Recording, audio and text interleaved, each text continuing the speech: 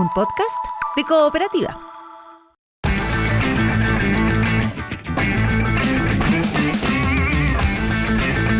Y Felipe Aránguiz, y aquí le va a hacer una pared con Rodrigo Gómez en el Estadio Monumental. Dice: trajeron a Matías Fernández y ponen a Jason Rojas, signo de interrogación. ¿Cómo pasa eso? Dice Felipe Aránguiz. Rodrigo Gómez, ¿qué tal? ¿Cómo estás? Bien, Pato, ¿cómo están? Buenas tardes. Bueno, pasa básicamente por la decisión del técnico, el juicio del entrenador respecto a lo que he visto desde su llegada de Matías Fernández y lo que ha ido evaluando también con Jason Rojas. Recordemos que, bueno, el Tan Ortiz en la conformación del equipo en general fue bastante condescendiente con la dirigencia. Matías Fernández fue uno de los primeros fichajes, el primer fichaje, y que ya venía en cierto modo conversando la directiva que hoy encabeza Aníbal Mosa. ¿Qué es lo que trató de buscar él en posiciones? ¿Se acuerdan que contactó a un arquero, a Esteban Andrada, Sí, a través de un intermediario? Estaba buscando potenciar esa zona, quiso traer también otro hombre en ataque, pero bueno, el plantel está como está y hoy hay dos jugadores de los contratados que son Javier Méndez y Matías Fernández que están esperando su oportunidad. Veremos si después de este clásico tienen más minutaje o les toca seguir esperando, pero es decisión netamente de Fernando Ortiz. Claro, ahora, ¿en qué momento el partido se analiza lo de Rojas? Ayer, en el primer tiempo. Parece más una pregunta general. No, es que él es un jugador partido de características más defensivas que el otro. Sí. Entonces, si el partido está 0-0 y él hace su tarea, como la hizo en el primer tiempo. Tuvo un cruce muy bueno. Está bien. Sí. Ahora, si el partido le queda para otra cosa, ya, es distinto. Bueno, pero uno de local quizás debería arriesgar un poco más. Partir con Matías, decir. No sé si parto con Matías Fernández, pero digo, Bueno. uno de local podría poner un jugador un poquito más ofensivo. Bueno, está bien. Si es que quiere jugar de esa forma, digo. Capaz que no Por quería eso, jugar de esa por forma. eso es Él una eligió los que mejor defendían en este caso, Claro. que era Jason y Ulloa. Pero Y sacó de a Bilber acuerdo a un trascendido, Sí. no solo lo eligió para este partido, que podía tener, no sé, alguna relevancia claro, especial, sí. lo decidió para el campeonato, lo decidió después Claro. de Limache, que dicen es una derrota que le pegó muy duro. Dijo: no puedo jugar así ni puedo dar estas facilidades, necesito, perdón la expresión, pero necesito unos perros atrás que Claro. siempre vuelvan, siempre estén, y aunque le peguen más fuerte para arriba, estén. Y que eso explicaría que juegue Jason Rojas sobre Matías Fernández, y no solo eso, que juegue Villagra sobre Méndez. Bueno. Méndez era zaguero central de Peñarol, vino a jugar y no. Pero después no de califica. esa decisión pasaron 3 partidos, no recibió goles Colo-Colo. Por eso se reafirmó en eso. Pero Lo que bueno, pasa es que hay jugadores, Igor, que se sostienen sí, por los resultados, está bien, sí. no por su rendimiento. Hay jugadores que de repente el equipo gana y por más que un jugador haya fallado o no haya tenido un buen rendimiento, el técnico lo respalda para el próximo partido. Y yo creo que hay casos en Colo-Colo que ha pasado eso. Hay jugadores que se sostienen o porque los demás no están tan bien. No es que ellos están jugando muy bien. Entonces yo creo que ahora el técnico tiene que sacar conclusiones Claro. después de este partido. Sí, yo le quiero preguntar a Rodrigo Gómez cómo pegó la derrota al interior de Colo-Colo, y voy a hacer una pregunta. Va a sonar divertido lo que voy a decir. Yo no creo en esta pregunta, digamos, pero tengo que hacerla por la repercusión que tiene en el ambiente, digamos, en la hinchada de Colo-Colo. El entrenador, ¿cuánto dañó su crédito ayer en esta derrota, Rodrigo Gómez? Yo creo que lo dañó de manera importante porque el equipo, bueno, venía ganando, si bien es cierto, la evaluación deportiva no era de un fútbol total ni mucho menos, pero los resultados después de tiempos tan turbulentos que vivió Colo-Colo venían bien, eran un bálsamo y se había tranquilizado en cierto modo el ambiente en el Estadio Monumental, pero la derrota de ayer obviamente siembra dudas del nivel real de Colo-Colo en partidos relevantes, porque de inmediato a Fernando Ortiz, Pato, se hace la evaluación de los partidos que ha enfrentado y lo que ha logrado ganar en desmedro de lo que también ha tenido como derrotas. Por ejemplo, le ha ganado a Iquique, a Ñublense, a La Unión, a La Calera, Everton, O'Higgins, pero ha perdido partidos frente a la U, Coquimbo, Limache, Cobresal, el Audax, que le costaron la eliminación de torneos internacionales. Entonces yo creo que este era un partido para, digamos, fortalecer el proyecto, y claramente la derrota y jugando a un nivel bajo duele. Yo creo que no lo condiciona porque de todas maneras estamos recién en 5 partidos jugados, Él tiene 3 ganados, 2 perdidos. Ese partido perdió de manera fuerte frente a Limache y ahora el Clásico. Pero sigue ahí a 2 puntos de la zona del liderato. Así que la evaluación está estipulada por contrato. Recordemos, para mitad de este año, ahí va sí o sí, Blanco y Negro tiene la chance de hacer una evaluación del trabajo de Fernando Ortiz, pero por lo pronto los directivos les pegó la derrota. O sea, ayer se retiraron todos en silencio, el presidente Aníbal Mosa también lo hizo tarde, no hubo declaraciones y es señal de que costaba encontrar las palabras para explicar esta derrota nuevamente en el Monumental en corto plazo. Claro, y bueno, hay algunos que le dan mucha especial relevancia a estos partidos entre Colo-Colo y la U, digamos. Entonces te dirán, bueno, y la Supercopa también, ¿no? Porque si tú quieres empezar a meter todo ahí en el armado, te salen todos esos partidos. Pero lo importante es saber, después de esta derrota, cuál es la reacción futbolística o el desarrollo futbolístico del equipo. Porque es como que venía en una etapa, bueno, yo creo con resultados a última hora, pero tres victorias seguidas te afirman siempre.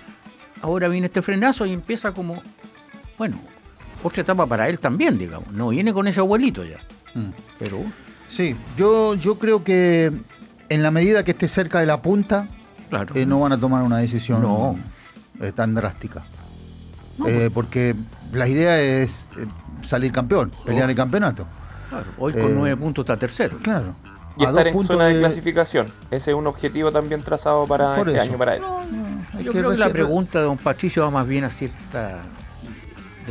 desasosiego. Sí, ayer el hincha después del partido decía mucho eso. Por ahí va, por eso dije, no creo mucho en la pregunta, porque no creo que haya que revisar nada a propósito del partido de ayer. Pero la hace. Pero no, veo por ejemplo las encuestas y veo que hay gente que vocifera y grita, ándate Ortiz, basta ya, el equipo juega mal. Es que el resultado de porque si estos 3 partidos seguidos se hubieran cortado con otro rival, no habría pasado tanto. Pero esta cosa, digamos, específica, estos es partidos real, duelen. digamos, o sea, al margen de lo que uno no, opine por de eso, supuesto, es real, ahí pues, está. al otro entrenador también por supuesto, claro. le hubiera pegado, digamos, y así, pues aquí vamos a negar. La percepción, al menos ayer en el estadio, lo que uno veía de los hinchas ayer en la salida, es que definitivamente todavía no convence a Ortiz. O sea, en general había bastante crítica para él. Recordemos que el partido cambia también después de esos 3 cambios en el minuto 67 y 3 minutos más tarde llega el gol de Matías Saldivia. Se marca la salida de Vidal, la salida también de Aquino, que bueno, él estaba con un inconveniente físico, y la salida de Romero, que también no gustó porque ya sabemos, el hincha ha tomado distancia con el rendimiento de Javier Correa. Bueno, pero Vidal era factible que salga, viene saliendo casi todos los partidos de los 60, 65, quizás este no era un partido para sacarlo, pero también corrió el riesgo durante 70 minutos de perderlo. O sea, con la amarilla que tuvo en los primeros minutos. Entonces, no sé, hay que estar también en la cabeza del entrenador, porque es difícil. Estando ahí es complejo, porque uno dice, bueno, lo dejo más tiempo, quizás no le da el físico, y quizás me lo expulsan y termino el partido con uno menos. Pero yo creo que el cambio que se discute es el de Romero. El de Romero, yo los creo otros que dos no, sí. Porque en rigor Vidal había una justificación una pelota sola, en evidente. todo caso Romero tampoco estaba jugando tan Está bien, pero en rigor con un equipo que estaba porque le servía el resultado. ¿Te servía atacar con Leandro Hernández? Tengo la sensación que no. No, claro, tenía más peso, Romero tiene más peso. Los cambios son de un raciocinio, pero él hace los cambios y 3 minutos después le hacen el gol. Entonces, también es media casualidad. O sea, si él hubiera tenido que hacer los cambios después del 1-0, probablemente no hacía los mismos cambios. De hecho, no sacaba a Romero, yo creo. Porque de hecho hace 2 cambios y el tercero es obligado. Él los tenía decididos a 2 y ahí se lesiona Aquino. Por eso. Ahí se mete el tercero. La salida de Romero me refiero. Porque claro, queda como que, bueno, sacaste al 8-9 y después tuviste que ir a buscarlo. Claro, es que en la previa hubo también comentarios, bueno, conversamos acá con algunos históricos de Colo-Colo que decían el doble 9 tiende a confundir al equipo. Entonces era la gran prueba del doble 9 para este encuentro. Y el giro que quiso dar era, dijo él, con algo más individual con Leandro Hernández. Y bueno, le tocó salir a Romero, que era la discusión. O sea, tenía que salir Romero o Sí, Correa. puede ser que esté súper ¿Y lo bien histórico pensado y te después de mató estos el 3 gol. partidos ganados decían algo? ¿Cómo? Lo histórico después de estos 3 partidos que venía ganando, ¿decían algo del doble 9? O sea, conversamos por ejemplo en la previa con Gabriel Mendoza y él cuando ya estaba firmada esta propuesta del doble 9 dijo: yo siento que Colo Colo se confunde con el doble 9. Conversamos con Carlos Caselli en la previa del partido y él dijo: yo soy de extremo, no me gustan los gusta el doble punteros, 9. dijo. Claro. Entonces estaban esos resultados puestos, pero la visión seguía siendo que en el fondo los resultados se consiguieron no con el doble 9, porque Correa salió lesionado, Claro. Colo Colo ganó ese partido sobre el final con La Calera, después estuvo ausente y Colo Colo ganó frente a O'Higgins con ese modelo de juego. Sí, pero con Limache perdió con los extremos también. Por eso te ¿Sí? digo, es como... No, pues sí. no, Si lo- a nada ver, es tan cuadrado. que el esquema te determine todo es muy discutible, digamos. También en la U hay tanto que decían, no, esa línea de 3 no Sí, no claro. sirve, no sirve. Y bueno, O ahora tiene que ganan- cambiar ganan y- por la línea de 3. Ayer me parece que tú, Igor, marcaste un detalle que evidentemente el técnico no lo puede tener a priori, pero tú dijiste salieron 2 jugadores altos Es que y justo te ganaron por arriba. Y está bien, no lo puedes saber a priori, pero la marca designada es Ulloa y eso a mí Yo me creo llama que mucho la ahí atención. por ahí hay un va más error. que por los cambios, me parece. Ahí hay un error. Es que yo soy muy puntilloso en eso, pero también, digamos, es una cuestión personal y No, no, pero no un tiene que técnico ser moderno compartida tiene que por nadie. serlo. No, en el sentido de que si el partido está empatado, porque ahí hacen los cambios, tu juego aéreo defensivo, que es muy relevante, porque un gol en esos partidos te definen, tú no tienes que considerarlo siempre. Bueno, salieron 2 jugadores que te ayudan Vidal en eso, sobre todo, sí. te sirven en el juego defensivo y Romero también, y te hacen el gol. Entonces tú dices, bueno, ahí se quedó sin esa variable. Pero tenía Rojas, Villagra y Sosa en cancha. No, está bien, pero no y importa. eligió Ulloa A marcar a Lucero. para marcar a Lucero. Claro, claro. él diría, bueno, pero es que viene Yo Calderón. no sé si viene lo Calderón, eligió. Saldivia. Viene Yo no Saldivia. creo que lo haya elegido el técnico. ¿No? Se armaron así nomás. en ese Es momento. que en ese ese momento los cambios también te desconcertan. Porque cada uno tiene su marca antes de empezar el partido. Y no creo que después, ahí cada uno se tiene que decir, los jugadores altos sobre todo, bueno, yo agarro Lucero y a Ulloa decirle tú agarra a otro. Eso se habla mucho ahí, sobre todo cuando entran otro tipo de jugadores que no... Pero que- ¿quién te quedaba de ahí en ese momento? En ese momento de altura, Villagra y Sosa. ¿ya? Sí. Tienen que ir con los centrales de la U. Que suban. chocan y van los dos con Que suban. Calderón, Por eso. pasan de largo, después la pelota cruza Sí, a por- Madrid, Alarcón, No, Correa estaba que queda ahí a la Correa distancia también. y viene el gol. Es que me refiero a la distribución de marca, porque es lógico, Claro. si el marcador de costado va sobre el 9 rival, bueno, estamos. Bueno, Los digamos, dos centrales van con Calderón. Sí. Yo creo que ahí viene quizás Está el bien. desequilibrio. Ahora, Pero- pero en esa misma lógica de cómo se analiza el resultado, si Lucero gana ese cabezazo y va a las manos de De Paul, nadie está hablando de esto, nadie No, se da bueno, cuenta, bueno, sí. nadie consignaría si estaba bien asignada la marca o mal consignada. No, claro. Es porque sale del gol. De hecho, también se ha reparado en una pérdida antes del tiro libre. No, claro, porque el bueno. tiro libre lo genera una pérdida y. el origen de la vida misma, ¿no? Exactamente. Pero, El foul de Villagra, que fue sin balón, Claro. entonces, también se marcó.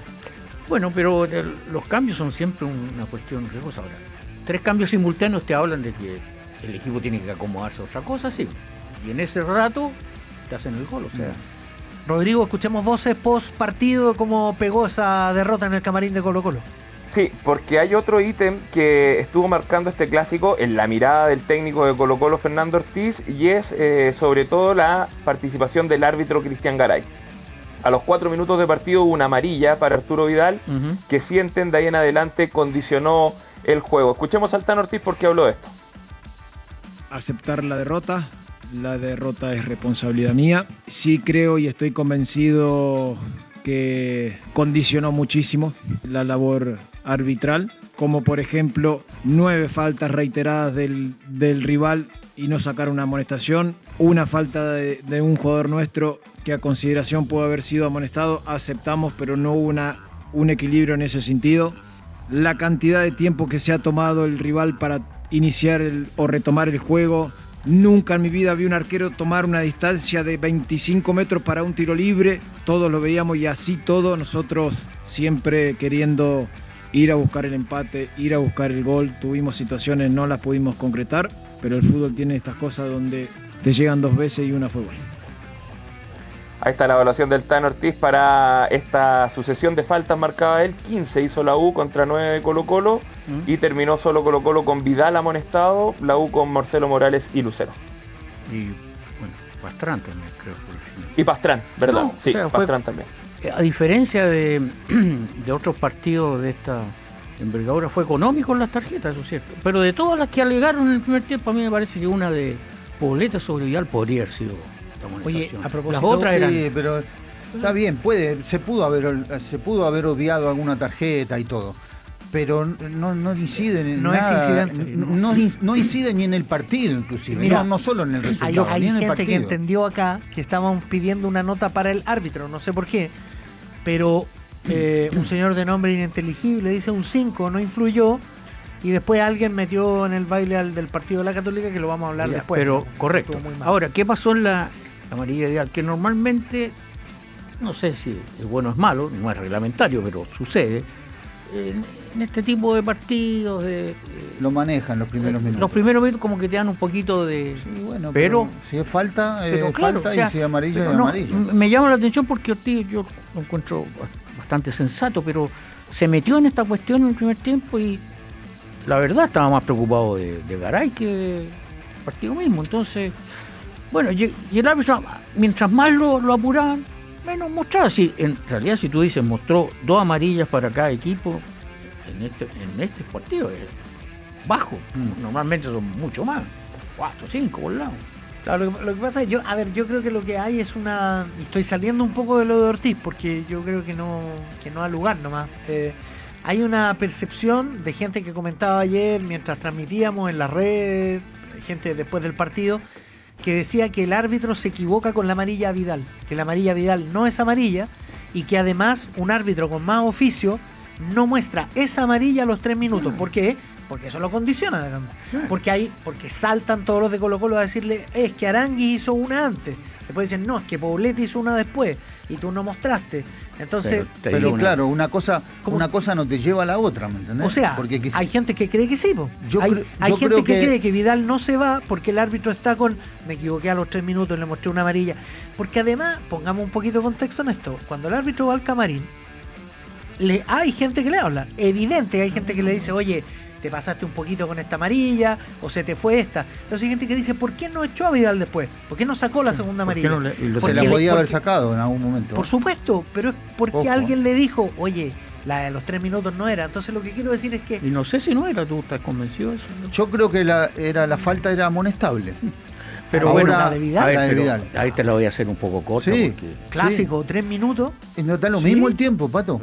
Si Pero es falta, hay- es falta y es amarilla. Si la falta es más fuerte que una falta normal.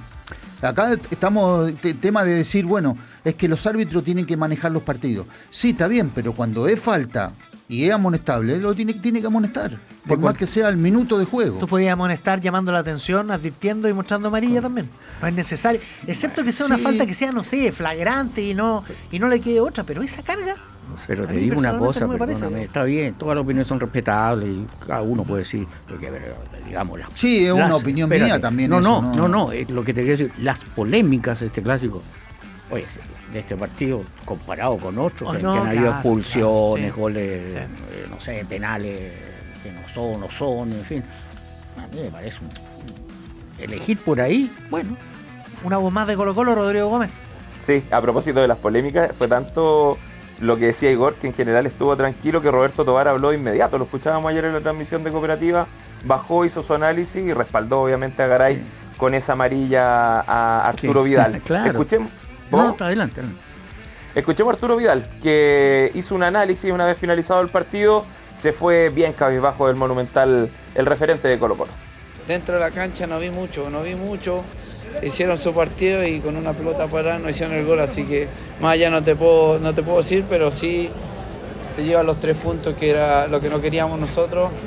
Y nada, a sacar fuerza nomás, estamos empezando como dije y queda mucho todavía. ¿Saliste con una molestia, no? Sí, tengo una molestia. Pero no sé cómo se dice así, no sé cuál es la lesión, pero...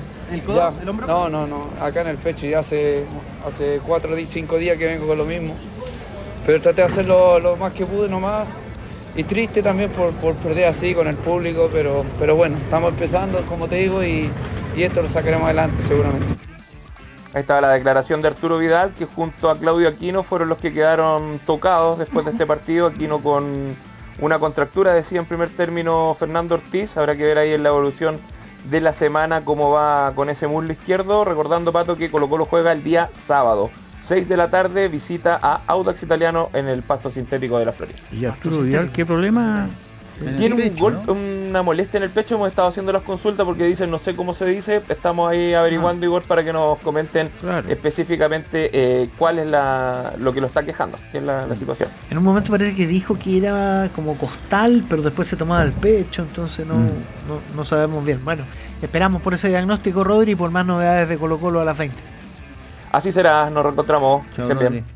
Estás escuchando el podcast de Cooperativa Deportes, una presentación de cooperativapodcast.cl. ¿Volvió Caneo, dice Felipe Aranguis? Volvió. La cumbia. Maquillado. La expresión la cumbia es que está todo bien, ¿no? La alegría cumbia. misma. Sí, Bueno, así califican su regreso, Caneo. ¿Cómo tiraron le va? un facto. Así, que hay que empezar a hablar así, ¿Así? lenguaje más moderno, streaming. ¿Quién dice eso? Streaming. Los muchachos de ahora, la generación Los haters. Z, ¿Quién decreta eso? es un contrato social de las nuevas generaciones. La A la que generación estamos nosotros Z, Igor. insernados. La generación Z. Generación Z. Volvió igual, yo pensé que el descanso lo podía haber cambiado un poco. No, pero peor vino. Y se Pero cree peor. joven. Ya, ya me cansé. Ayer volví al trabajo, ya me cansé. Hay que jugar toda la cobertura de... Sí, todo ¿Es duro. verdad que está maquillado o tomó sol? No, tomé sol. Es que vengo de otra cosa. No, yo Ya, basta. Vengo a hablar de la maquillado. UNMA. Una de las dos. Bueno. O viene la tele o se Están está felices, me imagino, Caneo, por ¿no? un- Felices porque lograron sacar adelante este clásico. Las apuestas no venían con la UNI, el equipo de Meneghini. Muchos ya estaban buscando entrenador de los hinchas, no de la dirigencia. La dirigencia, yo hablaba con ellos y me decían, lo aguantamos hasta Palestino. Pase lo que pase, hasta Palestino Sudamericana va a estar. 3 días más. 3 días más. No le van a sacar. pues, No, pucha, con ese apoyo. A no ser que hubiera sido un resultado saga técnico, un resultado desastroso. Como una vez, ¿se acuerdan? Bueno, la salida de Hoyo venía antecedida de una declaración de Heller hace harto años ya, decía, pase lo que pase, el técnico no se va a mover. Aunque se coma 4, Se comió 7, lo echaron. Pero este no es el caso. ¿Es necesario No. esa demostración de memoria selectiva? El Solaño de reportero. Bueno, Paqui Meneghini se mantiene en la Universidad de Chile, esperando también por lo que pasa el partido del miércoles, que va a ser relevante, eso sí, también para el futuro del técnico, en el crédito, que hoy día, bueno, está con un saldo, yo diría, en cero, después de ocupar la línea durante el último mes. Esta victoria en Monumental le da un abono importante Bienvenido, para su cuenta. Paqui, a nuestra realidad. Sí, en serio. Tiene línea de crédito todavía, puede gastar un poquito más. Pero ojo, que esta inversión del miércoles es muy relevante para la Universidad de 100 Chile. lucas le queda. Habló Paquieto, dijo tras el partido donde ganó la 1-0. Siento que fuimos mejores. Estuvimos, creo que siempre más presentes en el partido. Del primer tiempo tuvimos algunos desajustes en la presión, que ahí el rival creció y encontró a Aquino. A veces llegábamos un poco tarde a presionar a Sosa, que es un central que sale muy bien con la pelota dominada, y a partir de ese saltar tarde ahí llegaban a Aquino y Aquino movía la pelota sin tanto peligro. Segundo tiempo creo que eso lo ajustamos bien, ya no tuvieron esa posibilidad de avanzar y terminaron lanzando mucho frontal, y ahí nuestros 3 centrales estuvieron muy bien, siempre están bien, y hoy estuvieron en esa línea. También en el mediocampo tuvimos precisión, pudimos encontrar a nuestros delanteros con espacios. Creo que si hubiésemos estado un poquito más finos podríamos haber tenido incluso más chances de gol. Y bueno, obviamente nos sirve mucho, nos da un empujón, no para cambiar la forma de trabajar, porque veníamos trabajando muy bien, pero sí para soltar el equipo. Pero bueno, ya tenemos un partido muy, muy rápido, que es el miércoles, así que enfocarse en la recuperación de los que jugaron, los que no jugaron, hacer 2 buenos entrenamientos para llegar lo mejor posible al miércoles. Cortito, igual, Sí, para señor. que los dos técnicos te pintan un partido que no fue. Porque Ortiz dice, llegamos varias veces y no pudimos convertir, y Meneghini dice que pusieron a los delanteros de cara al arquero en varias oportunidades, no entiendo. Hay un tiro de la jugada de Lucero, que queda mano a mano con De Pero Paul, y ahí es un erra. rechazo, eso, Sí. primero. Claro. Y la de Guerrero, para de cantar. Hay dos jugadas que la U fue a favor en ataque, pero que no terminó. Bueno, el tiro de Guerrero, que fue una zurda, y otro que no llegó a destino porque se enredaron en la ejecución final en 3/4. Mira, pongamos el punto más bajo antes de este partido, ¿cuál fue? Huachipato, contra Huachipato. Sí. Ahí Sí. jugaron todos mal. Casi todos, bueno, había alguna excepción, pero jugaron mal. Hasta Arangui jugó mal. Ya. Que Saldivia, Calderón y Ramírez recuperaran solidez, estaba dentro de la variable. ¿No? Son jugadores que están hace rato en el equipo y se conocen y establecen. Que Arangui, bueno, retomara su nivel, tampoco era un misterio. Si el punto es, y eso no está resuelto todavía, ¿cómo ataca la U? O sea, sobre qué características de ataque puede desarrollarse. Ayer, claro, hay un cambio y aparece Guerrero, que Guerrero año pasado jugó de lateral, de volante, cualquier cosa, menos de delantero prácticamente. Él, por supuesto, tiene una variable de velocidad que le cambia, le aporta otro matiz, pero no empieza con él. Entonces, la U no llega mucho, y ayer no fue la excepción. ¿Significa esto que los delanteros juegan mal? No, juegan de acuerdo a su perfil técnico que tienen. Ellos son de movimiento, Lucero es astuto, está ahí en ese rechazo que dices tú de Ramírez, bueno, casi aprovecha, pero la U no tiene una presencia constante. Depende de los laterales. Bueno, Ormazábal no está prosperando tanto, y ayer el primer tiempo de Morales para mí no fue, en ese sentido no fue positivo, no estuvo calibrado. Claro, se calibró en el centro del gol y con eso salva todo, pero tampoco se le vio en el ritmo. Entonces, la U llega a lo justo, ¿no? Sí.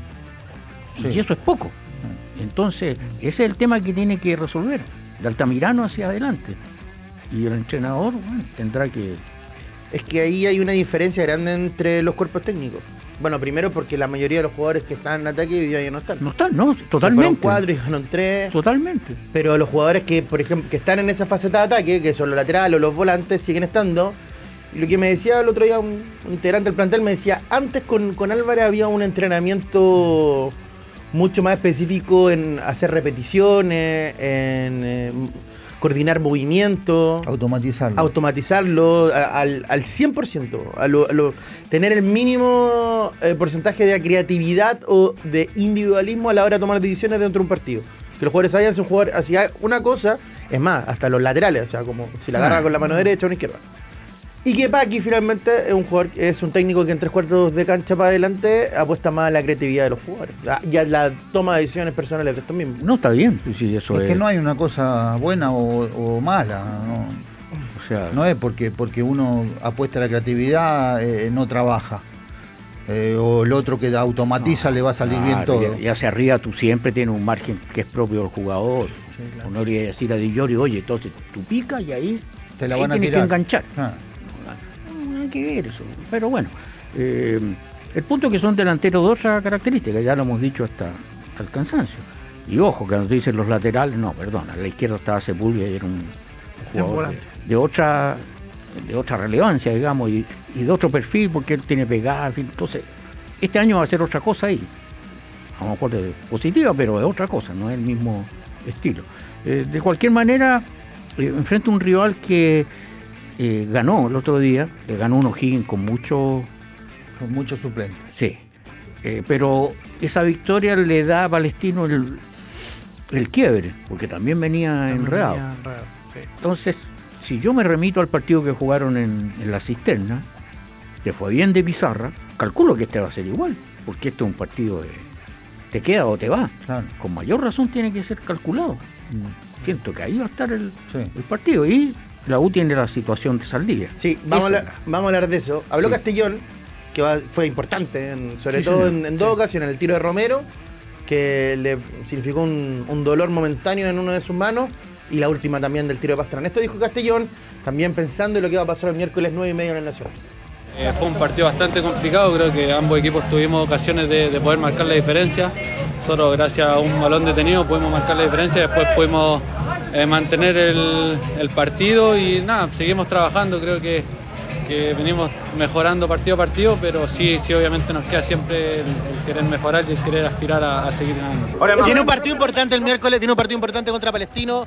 ¿Cómo bien? Porque esta es una de las semanas más importantes de la U en el año. Era el clásico, lo pasaron y bueno, el miércoles una finalísima de Sudamericana. Sí, es un partido importante, Palestino también viene de ganar, no había ganado en el torneo, nosotros tampoco habíamos ganado, entonces creo que es una buena instancia para seguir a lo mejor ratificando. Sabemos también que nos queda mucho por mejorar, que seguir mejorando. Creo que por parte en este partido tuvimos algunos bajones en el partido y eso tenemos que seguir ratificando para que no nos pase. Ya, ahí está. Lo decía Igor Federico, que la U va a tener que mover una pieza. Bueno, a ver, con respecto al último partido, recordemos, ayer Asadi salió caminando por la mixta y le preguntó, ¿para el miércoles? No, muy sexy. No, nada. Riveros. Tampoco. Más no que sí. A ver, lo de Rivero, algo hablábamos ayer. Él tiene una sinovitis, que es esta dolencia en la rodilla, que le genera un líquido en la rodilla. Y eso le tiene como consecuencia que no puede actuar de buena forma a nivel profesional porque le duele derechamente y el movimiento de la rodilla hace que sienta un dolor muy, muy grande. ¿Qué es lo que pasa? Le sacan el líquido, vuelve, pero este líquido también vuelve a entrar a la rodilla y así vienen y van. Entonces, si es que no se opera, me decían a mí, no va a estar al 100 en todo el año. Ya. Entonces dicen, o se opera ahora, ¿ya? O se le hace este tratamiento paliativo durante todo el año, pero no va a estar. Pero ¿cuánto la recuperación? 3 a 4 meses si es que se opera. Un montón. Cuando lo contrataron no lo sabían, ¿no? Cuando lo contrataron no tenía la lesión. O sea, había sufrido una lesión así. En Ecuador no tuvo estas lesiones de la rodilla. Sí tuvo una lesión en otro sector que el año pasado lo mandó, se fue a operar a Uruguay. Estuvo un mes fuera. Pero esta lesión se le activa o se le reactiva en el amistoso en Lima. Claro. Es un choque y eso finalmente hace que tenga este problema. Como dije yo ayer, cuando tú decides ciertas cosas, achica o aumenta el margen de riesgo. Si se te fueron 4 delanteros y llevaste 3, agrandaste tu margen de riesgo. Estoy hablando de lo cuantitativo nomás, no de... Claro, porque uno tiene que pensar que se te puede lesionar uno. Bueno, entonces... Guerrero, perdón, ¿el entrenador contempla a Guerrero como una solución para el tema de los delanteros? Es que hoy día sí, porque hoy día de los 4 que tiene, vamos a sumar a Sadi y tiene 2 fuera. Claro. Y el otro que viene es Martín Espinosa, que es un muchacho de la cantera, que ha jugado. Rodrigo Contreras me dice que es la misma operación de Palacio en Boca. Carlito. Ahora, tiene como para 3 meses. En esa eventualidad, como dices tú que lo operan y está 4 meses. 3 a 4 meses. ¿Vale como cuando se lesiona un jugador y se puede traer otro? No, por eso hay que superar los 6 meses. 6 meses, ya. Sí. No es lo mismo. Bueno. Aunque sea parecido, no es igual. Así que, esperando por aquello, entonces, sin Saldivia, tiene que armar esa defensa. ¿Cómo lo ves? ¿Qué está más cerca? ¿De recuperarlo para que juegue, que no esté al 100% o de operarlo? Es que va a depender mucho el jugador. El cuerpo médico yo entiendo que ya les dijo, habló con la gerencia y les dijo, a ver, la decisión la toma el jugador, nosotros los que proponemos, hay estas 2 soluciones. Y esto va a pasar así, y si se opera va a quedar así. Claro. Ahora, pero lo de Saldía usted es un tema, a ver. Es un temazo. ¿Quién juega? Bueno, hoy día volvió a la práctica en un... No, pero perdona.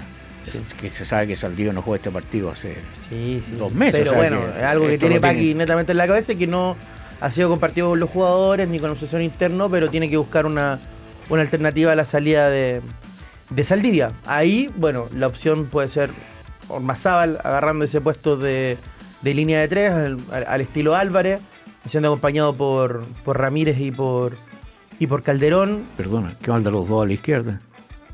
Ramírez o Calderón. ¿Ramírez? Sí. Ramírez. Calderón no se mueve de la... No, está bien. No lo veo. De perfil. Y lo otro es Tamayo, pero Tamayo... A ver, hay 3 jugadores que estaban... Yo no soy el más indicado para hablar de esto, pero... No. En la U hay un semáforo nutricional. No sé si le he contado esto. Hay un semáforo nutricional. ¿Existe? Sí, un semáforo. Sí. Donde están los verdes, ¿ya? Los amarillos y los rojos. Ya. Mientras el peso no... mientras más peso, Más rojo. más rojito. Y hay 3 jugadores que entraron rojos. Que son Asadi, Morales, obvio, y Tamayo. Y están en ese acondicionamiento físico. Lo de Morales es... O sea, yo vi a Morales ayer, lo tuvimos en zona mixta ayer al Chelo. Se nota que hay una disminución en su peso grande. Hay un que trabajo. hay un trabajo que él saca doble turno, no ha tenido días libres. ¿Ya Tamayo lo vio? Muy a lo lejos, pero entiendo, pero es que también hay otra contextura, Sí, por más corpulento, más corpulento, ancho, entonces... No, pero a ver, aclaremos una cosa, de Tamayo, como usted, pero bueno, De lejos se ve flaco. el jugador es zurdo, juega por ahí, pero bueno, no sé. Ese es su perfil. Pero yo digo, esta es una meditación que Meneghini tiene que tener hace rato saldada, sí, se sabía. Si hacemos el semáforo acá en la hay radio, otra cosa, si hay un semáforo acá en la radio no avanza nadie. Se cae el semáforo. Solo Bartichotto Leicani. tiene verde. Play Canning para Bartichotto. No, Flaco No Aguilar. se refiere al cuerpo de la gente. por el que No se se cae. hace ya. Usted hizo la pregunta. Dije, y si lo hacemos, y de inmediato dije, no se puede hacer, y usted se metió a Es verdad, no se puede arruinarlo hacer. todo. Pero Ya, bueno. Jan Eider, amarillo. Hoy día más amarillito, pero sí estuvo complicado. rojo. Estuvo rojo. No, entiendo que no hay rojo hoy día en la U, pero que sí a principio de año. Pero el problema de la inclusión de Ormazábal es que Guerrero es titular.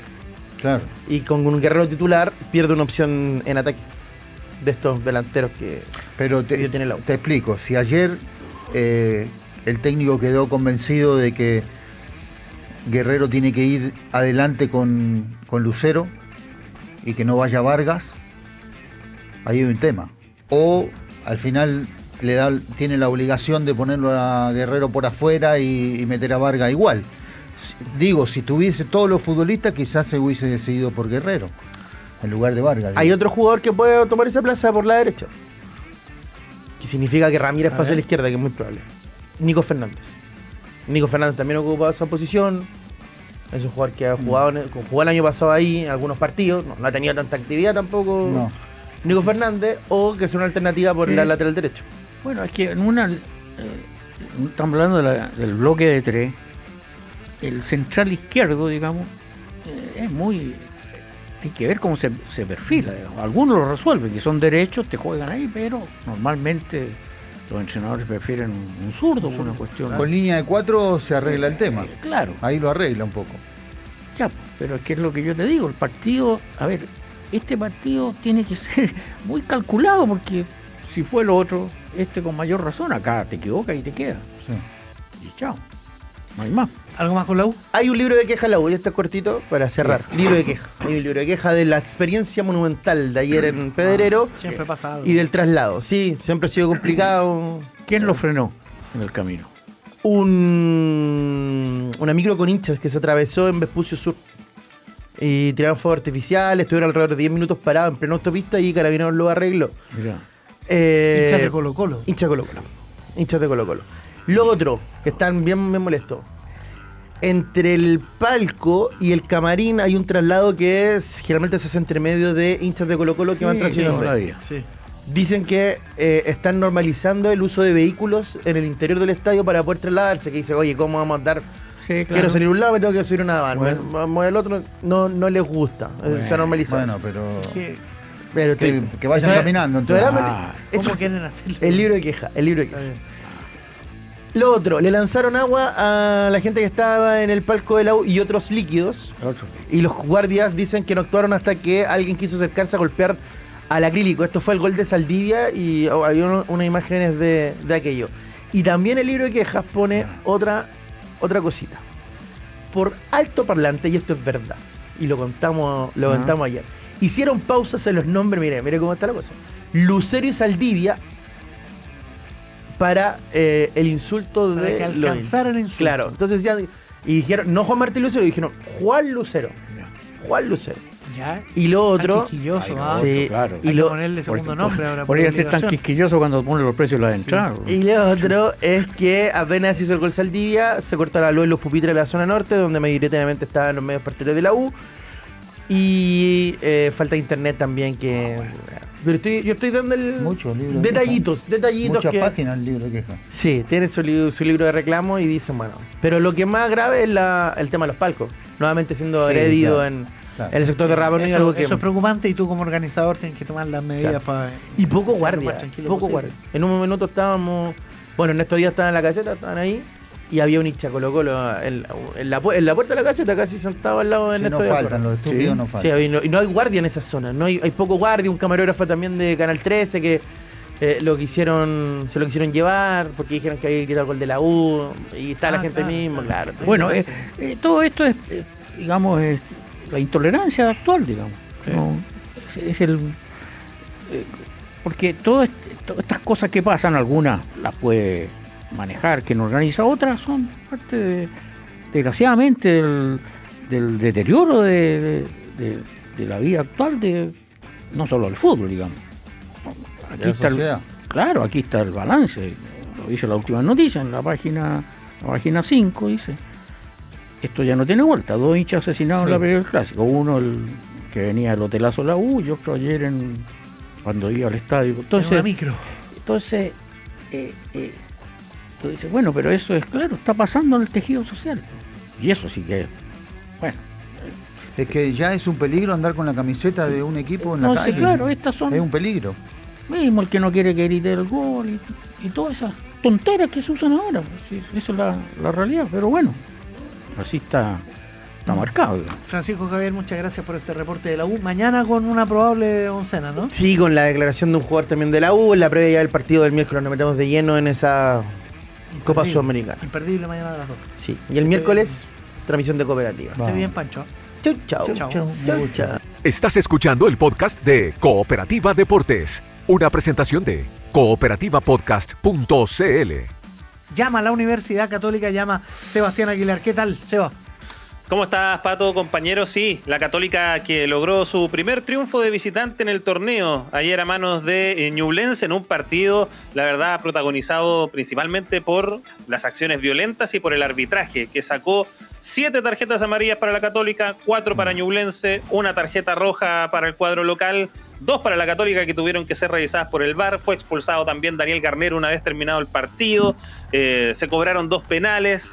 También hubo algunas revisiones que fueron parte de este cometido de Fernando Béjar y que dejó bastantes reclamos, tanto de jugadores de la Católica como de Ñublense. De hecho, terminó el partido y se hizo una asamblea prácticamente de todos los protagonistas del medio de la cancha, reclamándole al cuerpo arbitral. La verdad es que fue un duelo que además tuvo protagonismo de la cancha, muchas quejas por el estado del campo de juego del Nelson Oyarzún. Aseguraron en la Católica sobre todo que fue muy difícil jugar ahí, pero lo cierto es que no quedó nadie muy contento después de este triunfo de la Universidad Católica por 2-1 ante Ñublense. Escuchemos al técnico local, a Juan José Rivera, al Coto Rivera, que esto dijo respecto al arbitraje que fue protagonista ayer en Chillán. Pues las imágenes se revisan en cámara lenta, hay un montón de situaciones en un televisor, como en el living de la casa. Dentro de ese contexto hay situaciones que el árbitro tiene que manejar mejor y no que le manejen todo desde arriba, desde un televisor o un partido caliente. Yo pregunto, ¿la acción de Nicolás Pérez en una Copa Libertadores lo cobra? ¿Cómo quieren que salga Nicolás? Nicolás no puede salir con los brazos atrás, con las piernas atrás, a evitar un gol en área chica. Es imposible, hay reacciones del arquero que son innatas, que son... Nunca fue brusco, nunca fue a pegarle al jugador, fue a tapar su arco. Yo pregunto, en una Copa Libertadores, en un clásico, en un partido de fútbol argentino, un Boca River, cobra esa, mira, revisa. Ni siquiera revisa. Entonces son situaciones que a mí me molestan. Yo una vez le dije a Fernando Béjar hace un tiempo atrás, y él lo sabe, y se lo dije después del partido. Le dije, dentro de las cosas buenas que me gusta de ti es que tú eres de los poquitos árbitros que sostiene su decisión del VAR. No te las cobran todas el VAR. Tú muchas veces mantienes tu decisión porque estás viviendo el partido. Me parece bueno. Que después que el VAR te cobre todo es medio complejo. Ahí está, la palabra entonces del Coto Rivera, que se queja de la acción del penal principalmente, Igor. Sí, el problema es que, a ver, la argumentación es cómo va a salir, no va a querer pegarle, no, pero si le pega, es así. Ahora que Béjar ayer haya ido al VAR y haya cambiado, bueno, habla de que sus decisiones originales no estaban correctas, pero no sé, bueno. Pero la presentación de Sebastián es importante porque al del domingo acá le dijeron que mostró muy poca amarilla y al de allá que cobró mucha. Ahora, el asunto es que estén bien puestas. Y hay algo, antes de entrar en el análisis del señor Béjar, cuando hay un partido así, de roce, de mucha discusión, de jugada al límite, tampoco los jugadores van a pretender que el árbitro va a tener una certeza absoluta, porque ellos están en ese tránsito, pero parece que todos los jugadores después no se sintieron partícipes de ese juego tan enredado. Yo creo que las decisiones de Béjar fueron apresuradas y después el VAR se la arregló, pero era porque se había equivocado, ¿o no? Sí. Básicamente. Sí, bueno, para eso está el VAR, ¿no? Sí, porque si no... Porque espera, no, evidentemente el VAR está para eso. El árbitro debería resolver, vos decís, mejor. Pero en la jugada de Ampuero no echan de menos un sentido futbolístico de una jugada evidente. ¿No les pasa eso? Sí. Porque yo veo la falta y digo, bueno, falta. Y saca la roja. Y digo, ¿pero qué vio? ¿De dónde estaba? ¿Qué habrá? Que al ver el ángulo lo engaña en algo. ¿Cómo se puede explicar eso? Bueno, a mí algo quizá le pasó, ¿no? Sí, eso me llama la atención. Pero bueno, paso tal VAR para enmendar. Ahora, después se fue expulsado Garnero, ¿no es cierto? Sí, al final. Se fue expulsado terminado el partido porque había reclamado mucho el tiempo de descuento, que se había pasado de los 7 minutos que había agregado. Claro, así como en el partido anterior le parecía que habían añadido poco, porque el Real había perdido mucho tiempo. Bueno, por eso digo que pierde, se queja, llora. Pero espérate, increíble. ¿Quién marcó 7 el árbitro? Aclaremos que el árbitro marca, pero puede jugar más. Por supuesto. Sí, él está lamentablemente habilitado para hacerlo. Ahora tiene que, no sé, informar. Tiene que hacer un gesto. Claro, informar bien. Y claro, fueron 7 más 2. Ahí. Claro. Ahora, no voy a hablar de una generalidad que pudiera ser el tema más interesante en eso, porque lo otro está en el reglamento, que él marque 7 minutos y después de 2, 3 más, eso no. Garnero, desde la óptica de la histeria que siente un entrenador que te podían empatar, yo lo puedo llegar a entender. Pero si tú vas a ir a plantearte en serio de que eso está mal, vaya a ser el loco, porque eso es una potestad del árbitro. Lo que me pasa es que siento que en Chile se juega poco. Y se juega poco. A ver, alguien dijo, les dieron 8 minutos en el Monumental. Casi que se queda corto, te digo, los 8 minutos. Para todo el tiempo que se hizo. Poco, y lo otro es la cantidad de jugadores que al más mínimo roce se caen, se dan 10 vueltas, parece que van a quedar parapléjicos. Y bueno, y después de hacer 2 minutos de tiempo se paran y juegan con toda normalidad. Por eso viene ahora la nueva reglamentación que después del Mundial el que se queda, claro, ¿no? Después tiene que salir. Que en algún momento la hizo por cuenta propia, sí, Selman, la ley Selman. Claro. Así se debería llamar. Cuando salía, lo atendían a uno afuera, después él no lo hacía entrar. No lo hacía entrar inmediatamente. Pero esa era una idea de él, digamos. Pero así lo hizo, en varios partidos, digamos. Ahora cuando el Coto Rivera se queja del penal, claro, dice, no, ¿cómo quieren que salga el arquero con las piernas para atrás? No, uno no quiere que salga el arquero con las piernas para atrás, no lo puede hacer, pero tampoco con las piernas para adelante. No, y tiene porque que darle, le pega también. Tiene que darle la pelota. Yo creo que más importante, jugador. Yo creo que él, en el repaso crítico, va a ver el partido y va a decir, bueno, me hace el gol de cabeza Samper y no tiene, al menos la marca que tenía, claro, no va. Y bueno, claro, Samper te hace goles con marca, sin marca. Es una cosa, digamos, que supera lo habitual, porque tú dices, de repente parece que está lesionado, que no va a seguir. O no la toca, y claro, aparece. Y al final, si te hace el gol Samper en una pelota parada, bueno, es porque algo no hiciste tú también, porque, bueno. Sí. Pero en definitiva, el partido fue siempre áspero, siempre ahí en el límite, ¿eh? Los dos jugaron en el límite, pero no se reconoce eso tampoco. Fue un buen partido. Sí, no, a mí no me... Si a mí cuando un partido sale duro, friccionado, no es problema. El problema es que después todos se declaran inocentes de todo, ¿me entiendes? Y obviamente un partido así, bueno, es más enredado para el señor Béjar, que si le escuchó a Rivera pensará, a ver, pero yo estaba mal antes, estoy mal ahora. Antes, cuando no le hacía caso al VAR y mantenía las decisiones, aunque fueran ¿Para qué está el VAR? Decían. ¿Les parece bien cobrado el primer penal de Ñublense, el cogoteo de Gary? Yo creo que era cobrable. Lo que pasa es que es todo un tema, porque como en las áreas, en los corners, pasa de todo. Se agarran mucho y no los cobran. Pasa de todo, entonces, ¿dónde tira la línea? Porque en un córner de Católica, Medel le gritaba, penal, cobra el penal, le decía, porque se estaban tomando, obviamente. Entonces decía, pues si me cobraste a mí, esto también es penal. Entonces, ¿dónde se tira la línea? No hay un criterio. Yo creo que le puso mucho Gary ayer, eso sí. Sí. Creo que es penal. Era cobrable. Era cobrable. Bueno, pero yendo a lo esencial, Universidad Católica, digamos, así con este nivel de eficacia, te va a sumar partidos, porque tú dices, bueno, fue superior al rival mucho rato. No. Lo equilibró muchas veces el adversario. Fue, digamos, dominador del partido tampoco, pero no busca eso tampoco. No. Porque teniendo a ese goleador y a los que acompañan, aunque ayer no anduvo tan bien Gianni, pero te resuelve los partidos así. Sí, claro, no necesita más. Y bueno, y ahí está. ¿Cuántos puntos tiene ya? 10. Ya, ahí está. 10 puntos la Católica, en el segundo lugar de la tabla de posiciones. En esa conversación está. Pero bueno, veremos. Ahora va a Rancagua, ¿no? Sí. A Rancagua, tal cual, a enfrentar a O'Higgins esta próxima fecha. Donde la Católica hay que poner atención durante la semana. Ayer Fernando Sampedri, que dicho sea de paso completó su tercer doblete consecutivo en el campeonato, 8 goles lleva Sampedri en el torneo, salió con una molestia en la... ¿Sí? Perdón que te interrumpa, pero hay una estadística con eso, es como mejor arranque goleador en no sé cuánto tiempo, ¿no? En los 6 campeonatos que fue goleador. Sí. 8 goles ya para 5 goleador en partidos. 6 campeonatos y ya mejor. Sí, tal cual. Impresionante. Así que, claro, un notable arranque goleador de Sampedri, que ha anotado además en todos los partidos que ha jugado durante este torneo, en los 5.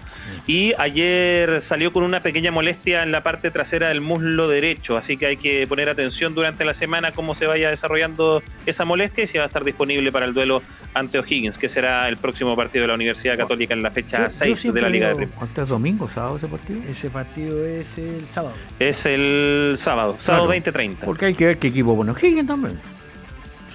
Ya contra Palestino se guardó muchos jugadores. Y coincidentemente cuando iba a lanzar a la cancha 3 titulares, estaba perdiendo 1-0. Pero le hacen el segundo ahí justo, antes que entren esos jugadores, y ya le quedó más lejos.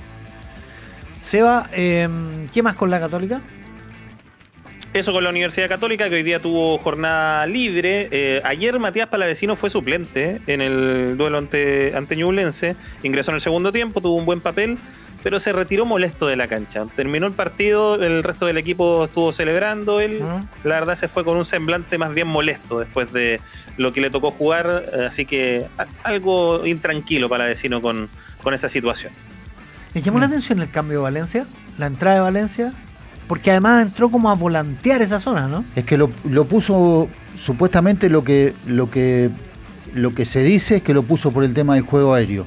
Sí. Había perdido Católica en varias pelotas, de pelotas paradas, y lo termina poniendo por eso.